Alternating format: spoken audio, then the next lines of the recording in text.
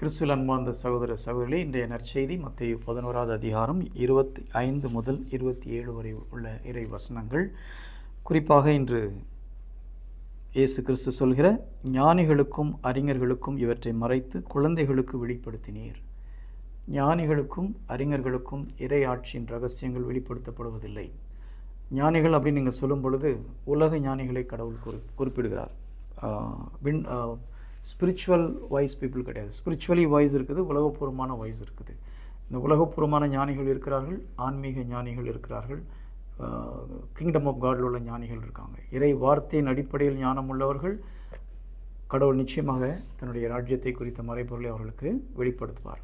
அப்போ இங்கே ஞானிகள் அறிஞர்கள் சொல்லப்படுவது உலக ஞானத்தில் மூழ்கியிருப்பவர், உலகத்தின் பார்வையில் மிக படித்தவர்கள், அதிகமான ஞானம் உள்ளவர்கள். அவங்களுக்கு நிறைய பேருக்கு பைபிளுடைய ரகசியங்கள் வெளிப்படுத்தப்படுவதில்லை. அப்போ ஞானிகள்லாம் கடவுளுக்கு பிடிக்காதுன்னா அப்படி கிடையாது.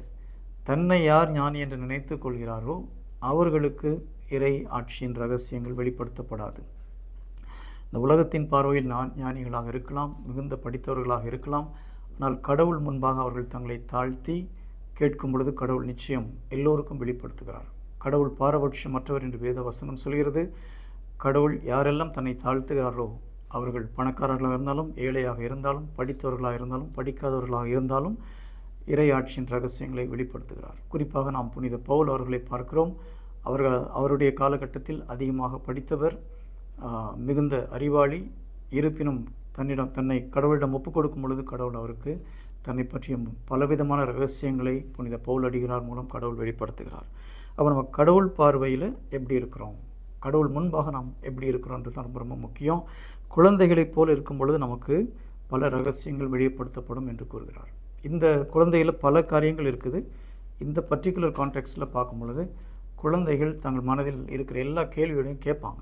நிறைய கொஸ்டின்ஸ் கேட்பாங்க. குழந்தைகள் பெற்றோர்கள் சொல்வதை நம்புகிறார்கள். அதே போல் நாமும் நமக்கு இறை வார்த்தை அறிவிக்கப்படும் பொழுது அதில் உள்ள சந்தேகங்களை குழந்தைகளைப் போல கேட்க வேண்டும். பைபிள் ஒரு அருமையான எக்ஸாம்பிள் பார்த்தீங்கன்னா புனித பேதுருவை நீங்கள் கூறலாம்.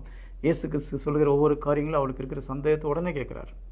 மற்றவர்கள் என்ன நினைப்பார்கள்னு யோசிக்கிறது கிடையாது. நமக்கு நிறைய பேருக்கு அப்படி ஒரு எண்ணம் இருக்குது. நமக்கு தெரியலன்னு மற்றவங்களுக்கு தெரிஞ்சால் என்ன ஆகும் அப்படின்ற ஒரு வெட்கம் வருகிறது. இதெல்லாம் தேவையில்லாத வெட்கம். குழந்தை அதெல்லாம் பார்க்குறது கிடையாது. தன்னுடைய மனதில் இருக்கிற டவுட்டை கேட்டு கிளியர் பண்ண விரும்புது. நாம் கடவுளிடம் வரும்பொழுது, இறை வார்த்தையை படிக்கும் பொழுது அப்படி ஒரு மனநிலையை நாம் படிக்க வேண்டும். அவ்வாறு நாம் பரிசுத்தாவின் உதவியோடு நம்முடைய மனதில் உள்ள சந்தேகங்களை கேட்கும் பொழுது ஆவியானவர் நமக்கு துணை நிற்பார். ஆழ்ந்த சத்தியத்தை நோக்கி நம்மை அவர் வழி நடத்துவார். ஆமென்.